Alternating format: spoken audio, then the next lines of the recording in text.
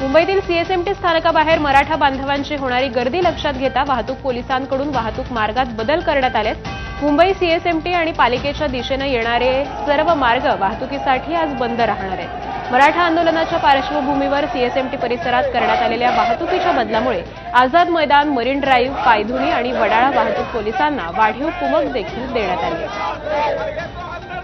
आणि या संदर्भातले अधिकचे अपडेट्स जाणून घेऊयात आपले प्रतिनिधी सूरज सावंत यांच्याकडून। सूरज, खरं तर आज आठवड्याचा पहिला दिवस आहे, त्यामुळे अर्थात मुंबईकरांची गर्दी होणार। कोणकोणते बदल या वाहतुकीमध्ये करण्यात आलेले आहेत? आकांक्षा, नक्कीच आज खरं तर महिन्यातला पहिला सोमवार आहे। मोठ्या प्रमाणात जे कर्मचारी वर्ग असतो हा सीएसटीच्या दिशेने आपल्या ऑफिसमध्ये जाण्यासाठी निघतो आणि त्याचमुळे मागील 3 ते 4 दिवसांपासून या ठिकाणी मराठा बांधवांची होणारी गर्दी लक्षात घेता मुंबईतल्या वाहतूक पोलिसांनी या मार्गांमध्ये म्हणजे सीएसटी स्थानकांकडे येणाऱ्या मार्गांमध्ये काही विशेष बदल करण्यात आलेले आहेत। मी सर्वप्रथम दाखवतो की माझ्या मागे जो उभा आहे हा जे फ्लायओव्हरचा मार्ग आहे, हा पूर्णतः बंद राहणार आहे।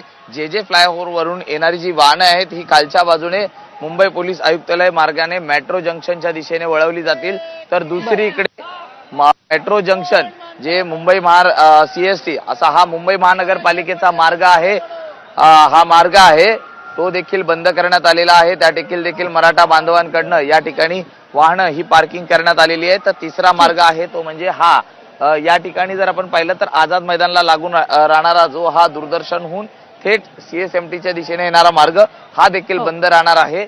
आणि त्या ठिकाणी हुतात्मा चौकाहून येणारी जी वाहनं आहेत ही पूर्ण फ्रीवेच्या दिशेने काढली जाणार आहेत। त्यामुळे सीएसटीच्या दिशेने येणारी जी वाहनं आहेत ही पूर्णतः बंद करण्यात आलेली आहेत, त्यांना इतर पर्यायी मार्ग देण्यात आलेले आहेत। आज जर आपण सकाळची परिस्थिती पाहिली तर प्रामुख्याने या ठिकाणी पोलिसांनी व्यवस्थित बॅरिकेडिंग करण्यात आलेलं आहे। मराठा समाजाच्या ज्या बांधवांच्या ज्या गाड्या आहेत या आतल्या बाजूला ठेवण्यात आलेल्या आहेत, त्यांना आतल्या बाजूला या ठिकाणी निदर्शनं करण्यासंदर्भात जागा देण्यात आलेली आहे आणि हा संपूर्ण परिसर तुर्तास तरी मोकळा करण्यात आलेला आहे। प्रामुख्याने सांगायचं झालं तर ही वाहतूककोंडी फोडण्यासाठी किंवा या ठिकाणी वाहतुकीस कुठला अडथळा येऊ नये या अनुषंगाने वाढीव कुमक ही देखील वाहतूक पोलिसांची देण्यात आलेली आहे। ती म्हणजे प्रामुख्याने वडाळा पोलीस स्टेशन्स असतील, आझाद मैदान पोलीस ठाणे यांना प्रत्येकी 35 पोलिसांची ही वाढीव कुमक देखील इथे तैनात करण्यात आलेली आहे। धन्यवाद सूरज, आपण दिलेल्या या माहितीबद्दल।